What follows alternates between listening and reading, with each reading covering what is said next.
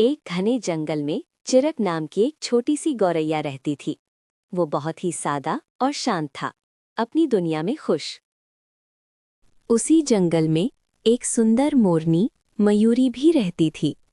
मयूरी के पंख इंद्रधनुष जैसे रंगीन और शानदार थे। चिराग और मयूरी बिल्कुल अलग दिखते थे। चिराग को मयूरी के पास जाने में डर लगता था।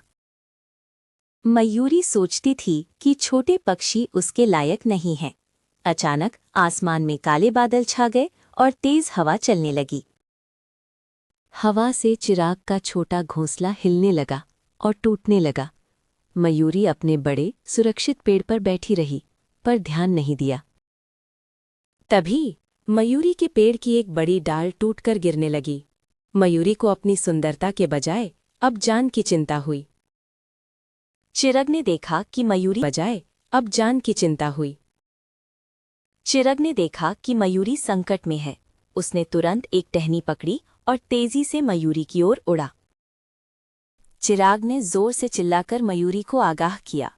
मयूरी ने चिराग की आवाज सुनी और दूसरी दिशा में उड़ गई। बड़ी डाल जमीन पर धड़ाम से गिरी।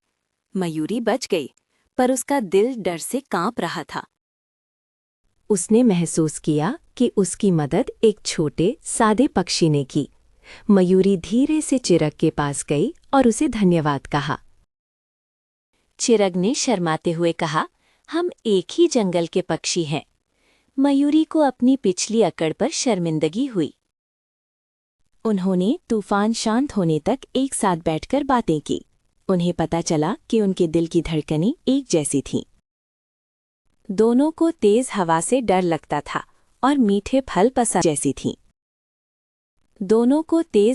डर लगता था और मीठे फल पसंद थे। सुंदरता बाहरी थी, लेकिन दोस्ती अंदरूनी थी।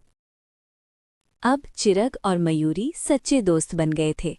मयूरी ने चिरग का नया घोंसला बनाने में मदद की।